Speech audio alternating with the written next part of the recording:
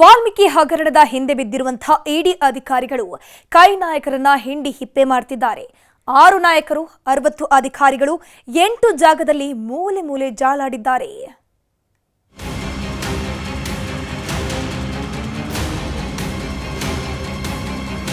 ರಾಜ್ಯದಲ್ಲಿ ಕಾಲ್ತುಳಿತ ಪ್ರಕರಣ ಸದ್ದು ಮಾಡುತ್ತಿರೋ ಹೊತ್ತಲ್ಲೇ ಇಡಿ ಅಧಿಕಾರಿಗಳು ಕಾಂಗ್ರೆಸ್ ನಾಯಕರಿಗೆ ಬಿಗ್ ಶಾಕ್ ಕೊಟ್ಟಿದ್ದಾರೆ. ನಿದ್ದೆಯಿಂದ ಏಳುವುದಕ್ಕೂ ಮೊದಲೇ ಮನೆ ಬಾಗಿಲು ತಟ್ಟಿದ್ದ ಇಡಿ ಕೈ ಶಾಸಕರ ಜನ್ಮಜಾಲಾಡಿದ್ದಾರೆ. ಒಂದೇ ದಿನ 8 ಕಡೆ ದಾಳಿ ನಡೆಸಿದ್ದು ದೊಡ್ಡ ದೊಡ್ಡ ನಾಯಕರಿಗೆ ನಡುಕ ಹುಟ್ಟಿಸಿದ್ದಾರೆ. ಕೈ ನಾಯಕರ ಬೆನ್ನು ಬಿಡದೆ ಕಾಡ್ತಿದೆ ವಾಲ್ಮೀಕಿ ಕೇಸ್. ಬೆಳ್ಳಂಬೆಳಿಗ್ಗೆ ಶಾಕ್, ಮನೆ ಕಚೇರಿಯಲ್ಲಿ ತಲಾಶ್.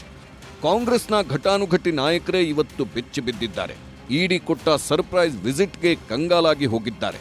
ಹಾಗಾದ್ರೆ ಯಾವೆಲ್ಲ ನಾಯಕರಿಗೆ ಇಡಿ ಶಾಕ್ ಕೊಟ್ಟಿದೆ ಅಂತ ನೋಡೋದಾದ್ರೆ, ಬಳ್ಳಾರಿ ಗ್ರಾಮಾಂತರ ಶಾಸಕ ಬಿ ನಾಗೇಂದ್ರ, ಬಳ್ಳಾರಿ ಸಂಸದ ಇ ತುಕಾರಾಂ, ಬಳ್ಳಾರಿ ನಗರ ಶಾಸಕ ನಾರಾ ಭರತ್ ರೆಡ್ಡಿ, ಕಂಪ್ಲಿ ಶಾಸಕ ಜೆಎನ್ ಗಣೇಶ್, ಕೂಡ್ಲಿಗಿ ಶಾಸಕ ಡಾಕ್ಟರ್ ಎನ್.ಟಿ. ಶ್ರೀನಿವಾಸ್, ನಾಗೇಂದ್ರ ಪಿಎ ಗೋವಿಂದರಾಜು ಮನೆಯಲ್ಲಿ ಇಡಿ ಅಧಿಕಾರಿಗಳು ಮೂಲೆ ಮೂಲೆ ಜಾಲಾಡಿದ್ದಾರೆ. ಬಳ್ಳಾರಿಯ ಕೂಡ್ಲಿಗಿ ಎಂಎಲ್ಎ ಡಾಕ್ಟರ್ ಎನ್.ಟಿ. ಶ್ರೀನಿವಾಸ್ ಮನೆ ಮೇಲೂ ಇಡಿ ದಾಳಿ ಮಾಡಿದೆ. ಕೂಡ್ಲಿಗಿ ತಾಲೂಕಿನ ನರಸಿಂಹಗಿರಿಯಲ್ಲಿರೋ ನಿವಾಸಕ್ಕೆ ಭೇಟಿ ನೀಡಿದ ಅಧಿಕಾರಿಗಳು ಮೂಲೆ ಮೂಲೆ ಜಾಲಾಡಿದ್ದಾರೆ. ಚುನಾವಣೆ ವೇಳೆ ನಿಮಗೇನಾದ್ರೂ ಹಣ ಸಂದಾಯ ಮಾಡಲಾಗಿತ್ತಾ ಅಂತ ವಿಚಾರಣೆ ನಡೆಸಿದ್ದಾರೆ.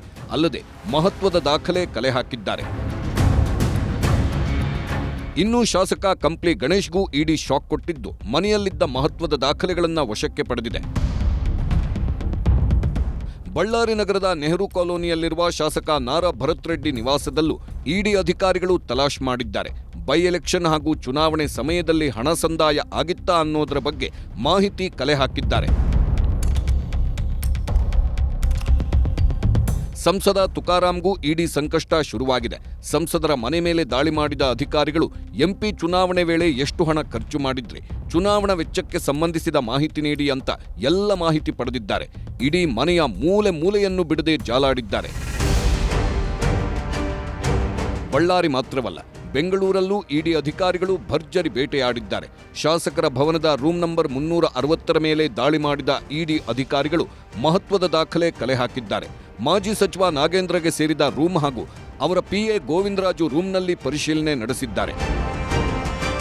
ಇಡಿ ಅಧಿಕಾರಿಗಳು ದಾಳಿ ಮಾಡುತ್ತಿದ್ದಂತೆ ಕೈ ಕಮಲ ನಾಯಕರ ಮಧ್ಯೆ ವಾಗ್ಯುದ್ಧವೇ ಶುರುವಾಗಿದೆ. ಅವ್ರ ಮೇಲೆ ಇವರು, ಇವ್ರ ಮೇಲೆ ಅವರು ಆರೋಪ ಪ್ರತ್ಯಾರೋಪ ಮಾಡುತ್ತಿದ್ದಾರೆ. ಕಾನೂನು ಪ್ರಕಾರವಾಗಿ ಮಾಡ್ಲಿ ಅನ್ನೋದು ಅಷ್ಟೇ. ಯಾವುದೇ ಕಾನೂನಿನ ಉಲ್ಲಂಘನೆ ಆಗಿದ್ರೆ ಅದಕ್ಕೆ ಸಪೋರ್ಟ್ ಮಾಡಲ್ಲ. ಯಾವುದೇ ಕಾನೂನಿನ ಅನುಷ್ಠಾನದಲ್ಲಿ ಅಡ್ಡಿ ಬರಲ್ಲ, ಅಡ್ಡಿಪಡಿಸಲ್ಲ. ನಮ್ಮ ಶಾಸಕರಿಗೂ ಇದಕ್ಕೂ ಈ ಒಂದು ಎಷ್ಟೇ ವಾಲ್ಮೀಕಿ ಇದಕ್ಕೂ ಯಾವ ತರದ ಸಂಬಂಧನೂ ಇಲ್ಲ. ನಮ್ಮ ಎಂಪಿಗೂ ಸಂಬಂಧ ಇಲ್ಲ, ನಮ್ಮ ಎಂಎಲ್ಎಗೂ ಸಂಬಂಧ.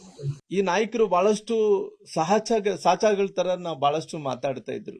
ಈ ನಾಯಕರೆಲ್ಲರೂ ಕೂಡ ಮಾಡೋದೆಲ್ಲ ಕೂಡ ಅನಾಚಾರ, ಮನೆ ಮುಂದೆ ಬೃಂದಾವನ ಅನ್ನಂತ ರೀತಿಯಲ್ಲಿ ಮಾತಾಡ್ತಿದ್ರು.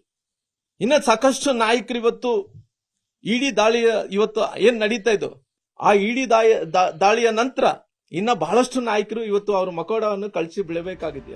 ಒಟ್ನಲ್ಲಿ ವಾಲ್ಮೀಕಿ ಹಗರಣ ಕೈ ನಾಯಕರಿಗೆ ಬಿಟ್ಟು ಬಿಡದಂತೆ ಕಾಡ್ತಿದ್ದು ಮತ್ಯಾರ ಬುಡಕ್ಕೆ ಬರುತ್ತೋ ಅನ್ನೋ ಆತಂಕ ಕೈಪಡೆಯಲ್ಲಿ ಶುರುವಾಗಿದೆ. Bureau report, news 18. ಇನ್ನುಳಿದ ಪ್ರಮುಖ ಸುದ್ದಿಗಳನ್ನ ಕ್ವಿಕ್ ಆಗಿ ನೋಡ್ತಾ ಹೋಗೋಣ ಕನ್ನಡ ನಾಡಿ ಎಕ್ಸ್‌ಪ್ರೆಸ್‌ನಲ್ಲಿ. ಹುಬ್ಬಳ್ಳಿಯಲ್ಲಿ ಬಿಟ್ಟು ಬಿಡದೆ ಮಳೆ ಅಬ್ಬರ, ಹಾಲಕುಸುಗಲ್ ಹಾಗೂ ಬಳ್ಳೂರು ರಸ್ತೆ ಸಂಚಾರ ಸ್ಥಗಿತ, ಉಕ್ಕಿ ಹರಿದ ಹಳ್ಳ, ಶಾಲಾ ಮಕ್ಕಳ ಪರದಾಟ. ಮೈಸೂರು ಜಿಲ್ಲೆಯ ಟಿ ನರಸೀಪುರದಲ್ಲಿ ಭಾರೀ ಮಳೆ, ಅಂಗನವಾಡಿ ಕಟ್ಟಡಕ್ಕೆ ನುಗ್ಗಿದ ಚರಂಡಿ ನೀರು ಹೊರಹಾಕಲು ಗ್ರಾಮಸ್ಥರ ಪರದಾಟ. ನಾಳೆಯಿಂದ ಮಲೆನಾಡು ಕರಾವಳಿಯಲ್ಲಿ ಮಳೆ ಅಲರ್ಟ್, ಉತ್ತರ ಕನ್ನಡ, ಉಡುಪಿ, ಶಿವಮೊಗ್ಗದಲ್ಲಿ ರೆಡ್ ಅಲರ್ಟ್, ಭಾರೀ ಮಳೆ ಎಚ್ಚರಿಕೆ ನೀಡಿದ ಹವಾಮಾನ ಇಲಾಖೆ. ಬಾಕಿ ಉಳಿದ 10 ಬಿಜೆಪಿ ಜಿಲ್ಲಾಧ್ಯಕ್ಷರ ನೇಮಕ, ಚಿಕ್ಕಬಳ್ಳಾಪುರ ಜಿಲ್ಲೆಗೆ ಎಸ್ವಿ ರಾಮಚಂದ್ರಗೌಡ ನೇಮಕ, ಮೈಸೂರು, ಕೊಡಗು, ಹಾಸನಕ್ಕೂ ಅಧ್ಯಕ್ಷರ ಆಯ್ಕೆ. ಸ್ವಾಧೀನವಾದ 6 ಎಕರೆ ಜಮೀನಿಗೆ ಇನ್ನೂ ಬಾರದ ಪರಿಹಾರ, ಬಿಟಿಡಿಎ ಪುನರ್ವಸತಿ ಅಧಿಕಾರಿಗಳ ಕಚೇರಿ ಜಪ್ತಿ, ಚೇರ್, ಸ್ಟೂಲ್, ಜೆರಾಕ್ಸ್ ಮಷಿನ್ಗಳೆಲ್ಲ ಜಪ್ತಿ. ಮಾವಿಗೆ ಬೆಂಬಲ ಬೆಲೆ ನೀಡುವಂತೆ ರೈತರ ಹೋರಾಟ, ರಸ್ತೆಗೆ ಮಾವು ಸುರಿದು ಭಾರೀ ಆಕ್ರೋಶ, ಬಂದ್ಗೆ ಮುಂದಾಗಿದ್ದ ರೈತರು ಮನವೊಲಿಸಿದ ಜಿಲ್ಲಾಧಿಕಾರಿ.